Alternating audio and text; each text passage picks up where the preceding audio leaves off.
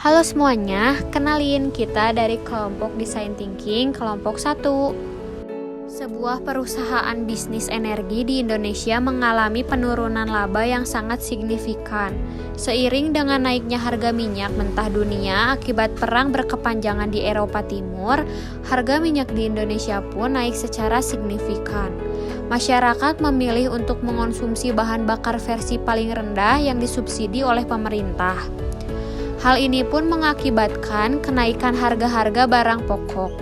Setelah dilakukan audit internal, perusahaan bisnis energi di Indonesia ini mau tidak mau harus merumahkan 30% pegawai agar perusahaan tetap bisa beroperasi. Meskipun demikian, persoalan yang dihadapi oleh perusahaan bisnis energi ini belum bisa dikatakan selesai. Untuk itu, perusahaan bisnis energi ini menunjuk tim konsultan untuk menyelesaikan permasalahan yang mereka hadapi.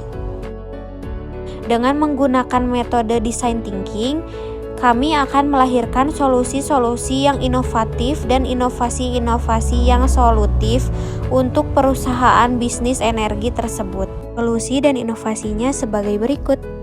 Pertama-tama kita akan membahas mengenai solusi. Yang pertama, mengenai promosi penjualan. Dalam situasi daya beli menurun, maka kemampuan konsumen dalam membelanjakan uangnya menjadi terbatas. Kompetisi perebutan konsumen terjadi sangat ketat. Siapa yang tidak siap menghadapi situasi seperti ini akan memperoleh dampak penurunan penjualan yang paling besar. Tujuan promosi penjualan untuk mencapai omset penjualan yang optimal dan menguntungkan pastinya. Promosi penjualan yang benar dan tepat harus dilakukan. Karena pada dasarnya promosi penjualan mempunyai tujuan penting yang akan mendukung tercapainya omset optimal yang menguntungkan bagi perusahaan. Yang kedua, relaksasi kebijakan biodiesel 30%. Perusahaan dapat melakukan relaksasi atau pengenduran kewajiban produsen untuk memenuhi kebutuhan biodiesel 30%. Persentase biodiesel bisa dikurangi menjadi 20% selama masa gejolak kelangkaan minyak goreng terjadi. Selanjutnya, kami akan membahas mengenai inovasi. Yang pertama, menciptakan produk yang berasal dari negara kita sendiri agar tidak bergantung kepada negara lain. Seperti permasalahan yang terjadi salah satunya diakibatkan oleh kebergantungan negara Indonesia kepada Eropa Timur.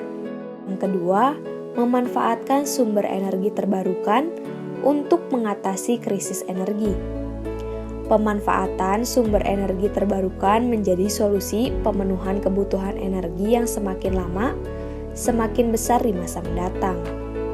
Sumber energi terbarukan memiliki keunggulan, yakni dapat diproduksi dalam waktu relatif tidak lama dibandingkan dengan sumber energi tak terbarukan. Namun, sumber daya terbarukan selama ini belum dimanfaatkan secara optimal di Indonesia. Setelah kami membacakan mengenai solusi dan inovasi terhadap studi kasus yang telah kami cerna, kami mohon maaf jika ada persalah kata. Semoga para penonton bisa memahami. Sekian dan terima kasih dari kelompok 1. Wassalamualaikum warahmatullahi wabarakatuh.